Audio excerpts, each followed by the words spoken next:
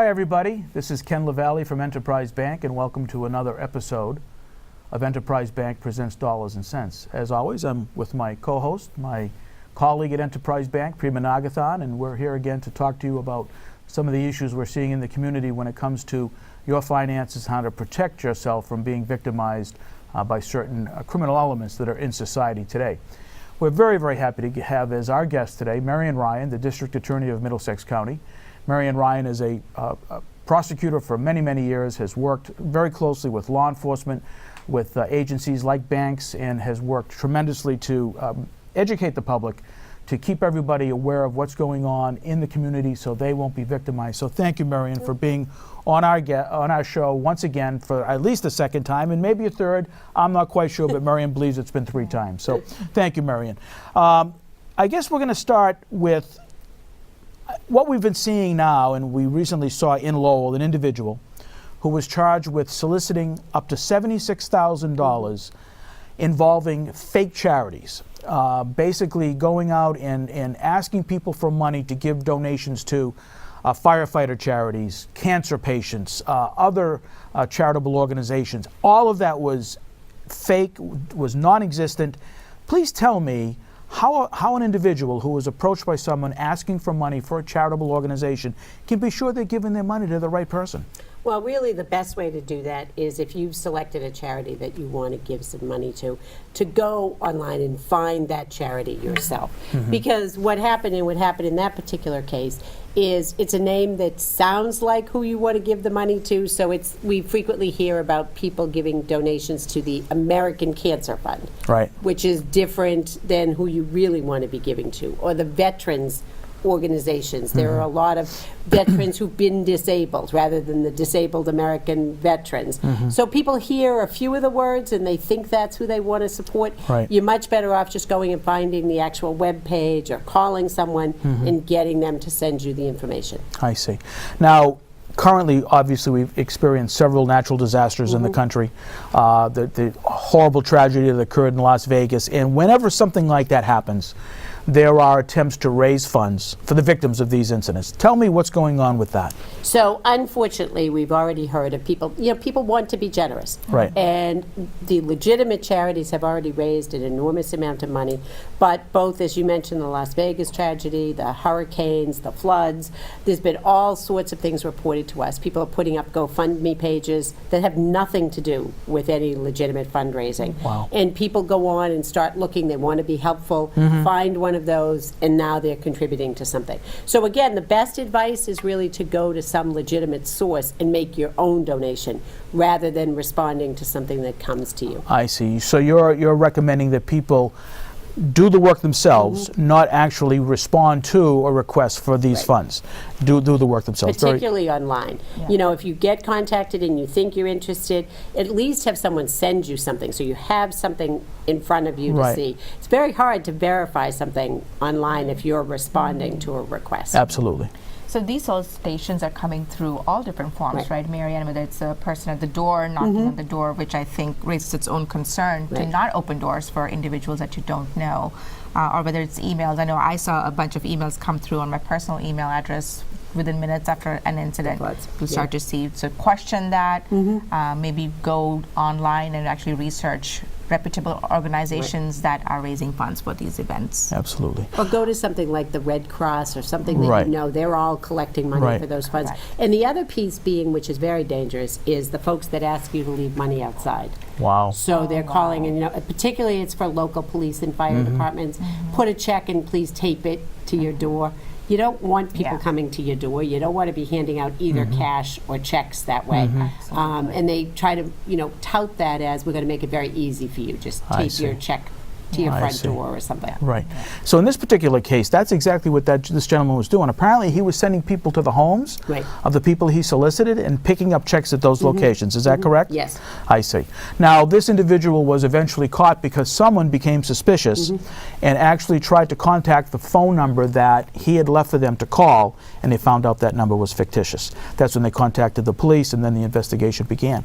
But it wasn't before he was able to get $76,000. And that brings up a good point, which is if you either because you have a question or you're suspicious or whatever, never call back the number that somebody has called you on. Interesting. So, for a long time, we've been talking about people, particularly if they get a call from their bank, call the bank back and, say, I'll call you back, call the bank back and provide the information. Well, what we discovered what people are doing is they're pressing redial of the number who called you. So, of course, the scammer is picking the phone up and saying Enterprise Bank or Red Cross or whatever it is. Sure. If you're going to make a call back, again, go look up the number and call the legitimate number. Often you're not going to get the person who just called you.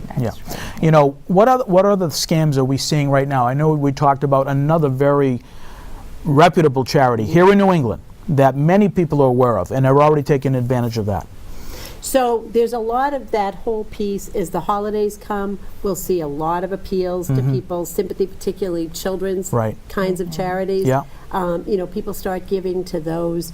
Again, I think the whole piece with it, particularly there's been some local ties with Las Vegas, has caused people to be donating money to things that are not legitimate. And how about the Jimmy Fund?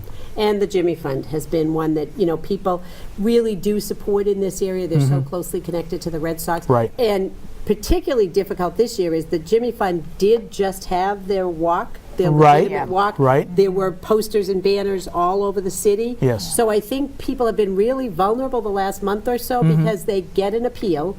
They just saw something, so they're thinking, okay, it's time to give, and they make that donation. Interesting. So that's a problem. Do you think, I'm sorry, go ahead, Prima. So I think the key really, what I'm gathering, Marian, from your conversation is those names will sound like maybe a reputable company or it's a veterans, but I think when it's coming through an email, looking at those email addresses, because we see a lot of that on the bank side of it with getting emails that look like it's coming from the person that we may know, but if you look closely at the email address, maybe the names are transposed or the letters are transposed.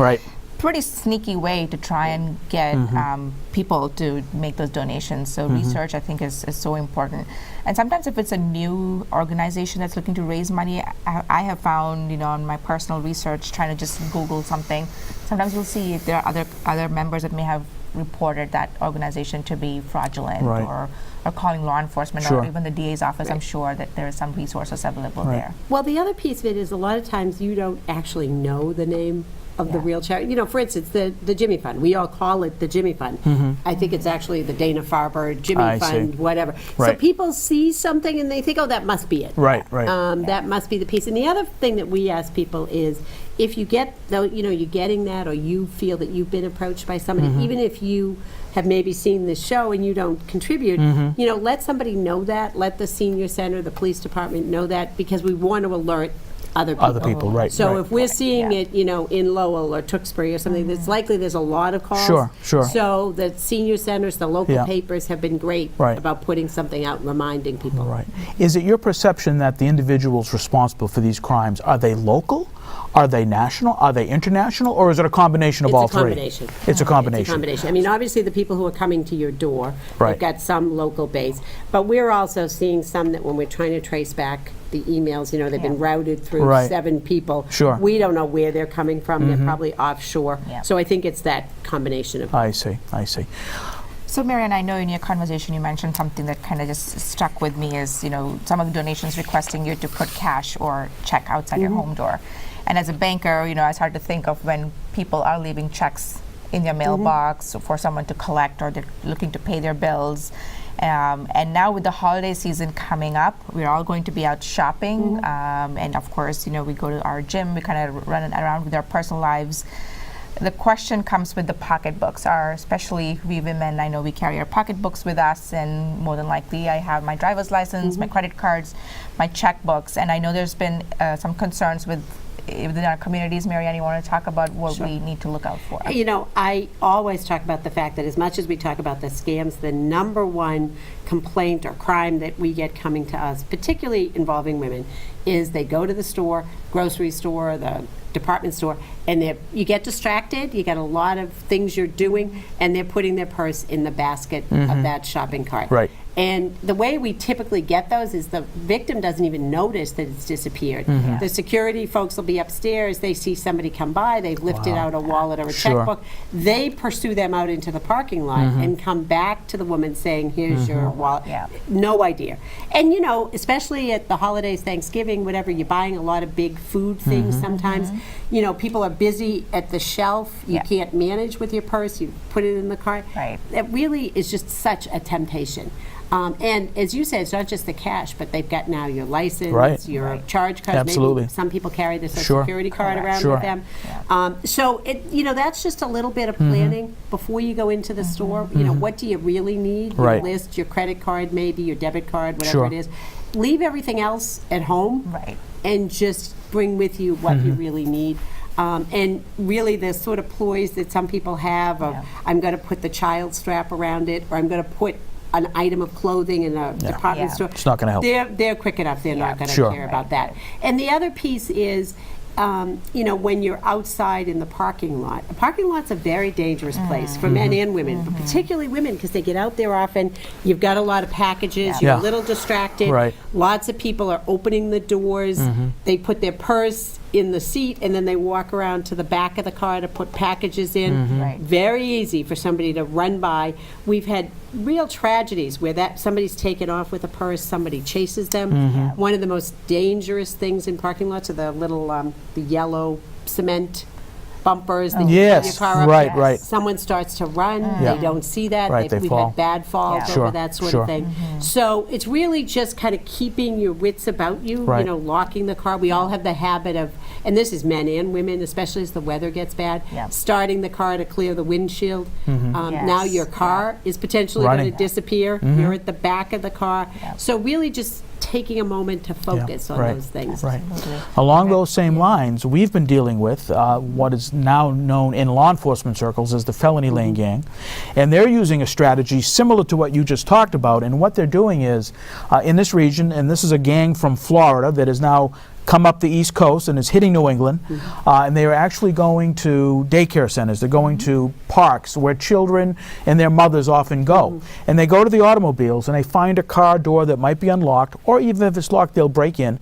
They steal the woman's purse, take what's in their wallet as far as ID goes, maybe a credit card, oftentimes a checkbook.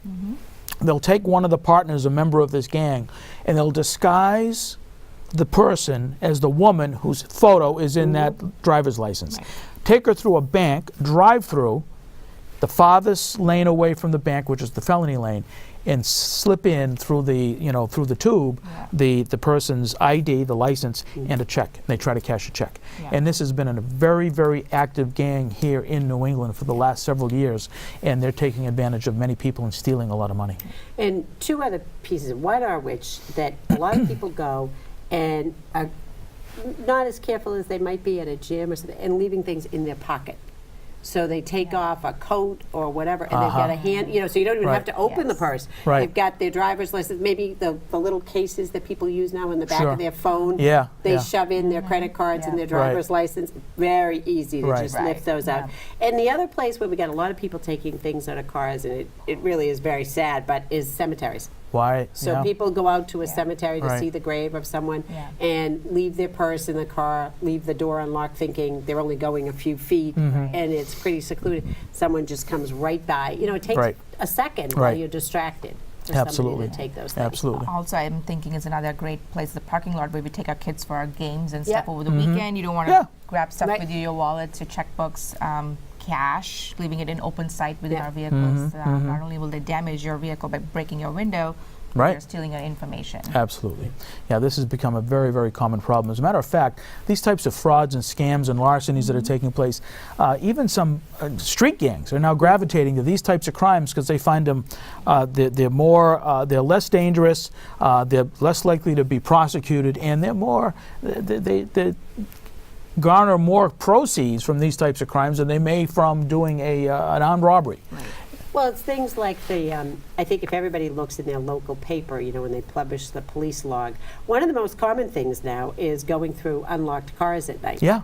You know, we often feel secure if the car is in the driveway, not locking the doors. Right. So you've usually got a couple of dollars of cash, Yeah. you know, sitting in the cup holders. People leave their iPhones, they leave their tablets, Yeah. all sorts of things. And as you say, it's a very easy, it's dark, you open the car door, you scoop up what you can get. Right. They probably are not going to catch you. Right. So that can be, you know, you look at when you see it in the log, they might have done 8 or 10 houses on 3 or 4 streets. That's a lot Yeah. of Right. money Absolutely. in a short time. Sure. We also had a customer, Marian, recently. She's a young adult, and she had a party that she went to with a bunch of her friends and got distracted, you know, mingling, and the next thing she knew, her pocketbook was gone, her checkbook, her debit card was gone. So I think they're really targeting people of all ages. So you could be at a family restaurant having dinner, you hang your pocketbook, or maybe you leave your wallet on the table, and they cause some type of a distraction, and you look, and the next thing you know, your pocketbook, your valuables are gone. Yeah. So it's just, you know, in all different forms and shape, whether it's Right. charity, whether it's, Sure. stealing of your information. Any suggestions for people who fall victim to a theft, or from a DA's office standpoint, Marianne, what can we do? You know, obviously reporting it to the police, but most importantly, stopping whatever you've lost, stopping your accounts. You know, people sometimes think, well, maybe it's going to turn up, Right. and they wait delay. 4 or 5 days, and in the meantime, a lot's been run up in your name. That information starts being used. It's, you know, it's a nuisance to start going out Sure. and canceling all those things, but you really need to do that Right. as fast as you can Yeah. when you notice that something's missing. And as a bank, we want to know right away. Even if you're not sure, maybe it's sometimes customers are confused and aren't sure if they left a checkbook at home, or maybe it's lost. Call us and let us know so we can freeze the account, put some alerts on the system, so if someone's trying to cash it, it happens, because oftentimes by the time the customer reports it to us, it's too late. Right. And there's nothing the bank can do without being notified to stop any fraudulent transactions. I've been amazed. We've had several instances where somebody has been defrauded and called their bank quickly, and in at least 2 or 3 of them, the folks were minutes. Right. Folks were They know. already at Exactly. the bank Yeah. cashing Right. the check. That's right. So, That's and right. they're clever enough to go to the victim's bank, so they're getting Correct. the funds right away, rather than taking it That's to their right. own bank. So That's they're right. going right up to Enterprise if it's an Right. Enterprise check. Right, That's true. right, yeah. Very true. You know, this is a very intriguing conversation, and there's so much information available. And I think it's important to note that we, Enterprise Bank, are going to sponsor an event that's going to be on November 10th, which is a Friday at 8:30 in the morning at the Chelmsford Radisson Hotel and Suites, which is at 10 Independence Drive. And we are going to have as our guest speaker, Marian Ryan, the District Attorney, of course, of Middlesex County. And she is going to talk to all of the guests who come to this. Is open to the public. We want people to register. We want them to attend. It's a community seminar on elder financial abuse. And it's a free event. It's a free event. As a matter of fact, not only is it free, we're going to feed you. You're going to be able to come and have breakfast Yes. on Enterprise Bank, and this is open to everybody in the public. You don't have to be a customer at Enterprise Bank. Yeah. You are welcome to attend this event, and we would love for you to come and see the District Attorney discuss these issues in person. You could present questions. You may be able to have some concerns you might have about some of these issues. But it won't only be the District Attorney. It'll be Prima Nagathon, who'll be on this panel as well, and Attorney Martha Howe, who specializes in elderly abuse issues, and she is very knowledgeable, has a great deal of insight, and so she will also discuss these issues, and I'll also be joining the panel. So it'll be a great morning, and again, I just want you to know, the public, that you can call, reserve a seat by dialing 978-656-5847. You'd be speaking with Jessica Lord in the administrative offices at Enterprise Bank, and her email address is jessica.lord@ebtc.com. jessica.lord@ebtc.com. If you want to register, attend this event Friday, November 10th, 8:30 in the morning. We would love to have you. So I think we're going to go ahead, Marian. Do you No, I was have just something to gonna say, add to one that? of the people that I think would be great, or the group that I think would be great for this, are people who, a lot of times people have a concern about a family member. For instance, you're thinking, is mom getting a Right. little bit Yeah. forgetful? That's correct. Did dad put down the check? So much better to come to something. It's a great credit to Enterprise that you're sponsoring this. Come and find out ahead of time what you should be doing. Don't wait till the accounts are cleaned out. And then Absolutely. you're coming to us, and that's Right. what often happens. Right. we often, Prima and I have a, knowledge is power. We know that if you're able to know these things and be proactive and preventative, you're much better off than being a victim of a crime and, trying to get, reimbursed later on and prosecuting a case. Let's not let it happen in the first place. So we're going to take a few second break. We're going to be back in a minute, and we're going to change a little bit on the topic, and we're going to discuss something that's very timely right now, and that's workplace violence. We've seen incidents across the country, and we're going to have a conversation with the DA regarding workplace violence. Back in a minute.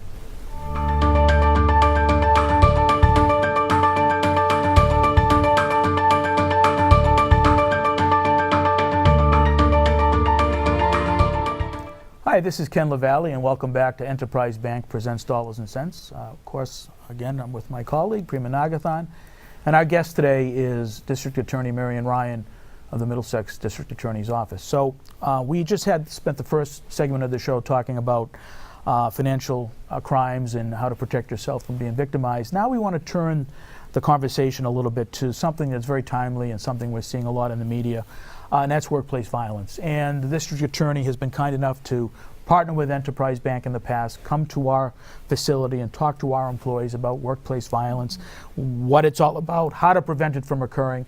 And I just want to get her perception now, the current state of affairs across the country. What should companies and businesses know about workplace violence and how they can prevent it? I think that there are a few things. One of which is, obviously we can't prevent everything that happens, but it is thinking about preparation, thinking about what you are at risk for. We've divided up, really, your possibility of being impacted probably falls into 4 categories. One is the one I think we all think about. A stranger comes in to do harm. Somebody comes in to rob the bank, to rob the store. Yeah. We're probably best prepared for those. We've thought about that. The second is what we continue to see more often is someone who is legitimately there. So you have a patient at the hospital, somebody who's legitimately a customer at the bank, something goes wrong. There's just, we've had those terrible incidents where just up in New Hampshire recently, the man who was there visiting his mother erupted into a violent episode. We've had some in Boston, folks that have come in for a doctor's appointment and something goes badly. The third is what I think is hardest in some ways for people to think about is the employee on employee kind of thing. Maybe there's been something simmering for a while. There may be disputes about shifts or overtime or something, and it just erupts into violence. And we've seen those situations really go from nothing to a tragedy in minutes. Really? And so having thought about that, and then the fourth, which is an increasing category that is happening across the country and unfortunately here in the county, is you have an employee who has something going on in their own life separate from work. I see. They've got a domestic relationship or something. And if you think about it, I'm in a domestic situation and things are not going well. And maybe I've moved out of the home, I'm somewhere else. Now my abuser doesn't know where to find my sleeping arrangements, but where does he know I am every day from 9 to 5? I'm at the bank, I'm at the school, and they're coming to that place and something violent is happening. So it's really important to think about what's your plan. Does everybody, and by plan, lots of us have a 50-page manual.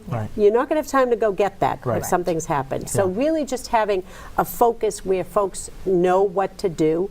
The other critical piece is, and we often see this after there's been a tragedy, there are lots of people in an organization who knew a little bit about something and no one ever put all that information together. So what is your plan for how that's going together? Who's going to be responsible for it? And then something that obviously Enterprise has done a good job with, having a relationship with local law enforcement. So if there's something that's concerning, you're not dialing 911, but you actually have a contact and you can go, before something happens. We're worried about these things. Can we talk about that? And law enforcement's happy to do that, and it's really, again, going back to the knowledge is power. You get that information out there and try to develop a plan for it. Now, is this really the planning required only for big businesses, or? No. And unfortunately, we have found in the trainings we've been doing across the county, big businesses that have an HR department and all of that, they at least may have some protocols in place.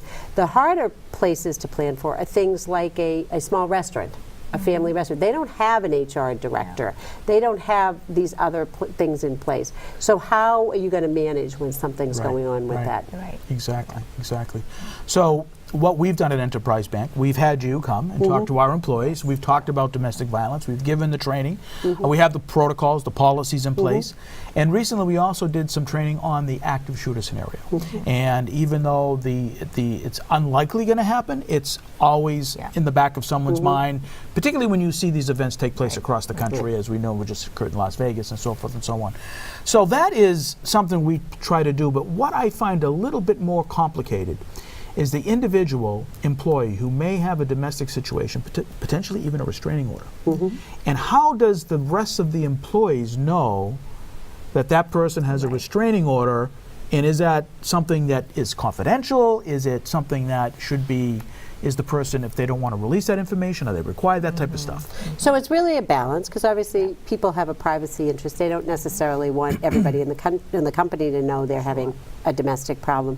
But it is required to some extent for safety. You know, one of the things we have often found is, I'm the abuser. I come to the bank.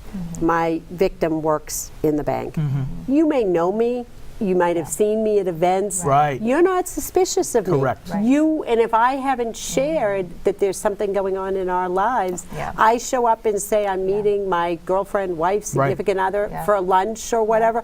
People buzz them in. So we found people, they have great buzzers, they have all kinds of systems. Oh, hi, it's good to see you. And they let them right in.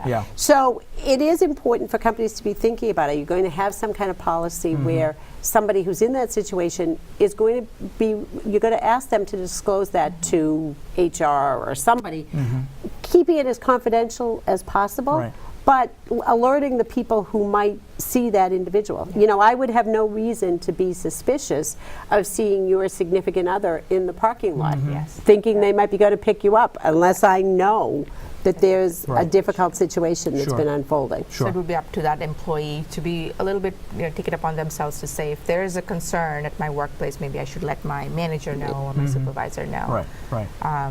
And I think the preparedness, I know it's a tough and very sensitive topic to talk about, and whether you're a mom and pop shop with a couple employees or a big bank of our size, I think the planning, the preparedness, and talking ahead of time so employees are comfortable about it, have thought about what their options are. And I know there's guidelines. I've been to your website, and there's a ton of resources on workplace violence, guidelines, some suggestions. Local law enforcement has been wonderful to us in the past, and coming in and talking about what are some of those procedures that we should have in place. So I really think businesses shouldn't wait till something happens, be proactive and at least have that conversation and the plan. We try to be as proactive as we can. We build these relationships with law enforcement beforehand, so we can actually reach out to someone. We have contacts at every police department where we have branches, and it works out very, very well. One of the things that we do, and what I just want to get your opinion on this, if we have a problem, a customer, or of someone who may be coming to our property trespassing, we may issue a no trespass order via certified mail and notify the local police department. Is that a recommended practice? Yeah, that's a one way to keep people. But the other issue is you want to be thinking about in terms of safety. You've now no trespassed that individual. So if they're obeying that order, they're not going to come back in. But are they going to be doing something else? You want to also be thinking about just not just pushing that away, but how are you diffusing that situation? And see if, because you want people to be safe. It's not helpful if they're not coming in, if they're sitting out in the parking lot or sitting across the street. So thinking that piece of it through as well. Well, I think we've covered some really very important and interesting topics, and I hope our viewers today have taken something back with them so they can bring it back to their businesses or just things to consider for themselves. So, Marian, thank you so much. You're welcome. Thank you for having me. Show today, and we'd love to have you back very soon. And Ken, thank you. I think this was good. This was great. Very interesting conversation. And again, I just want to recommend to those of you who are seeing this show prior to November 10th, the event we're going to have at the Chelmsford-Radisson Community Seminar on elder financial abuse, and you'll be able to pick the DA's brain, talk to her in person. She does a tremendous job and is so knowledgeable about these issues. So thank you very much for tuning in, and we appreciate you watching our show. Thank you.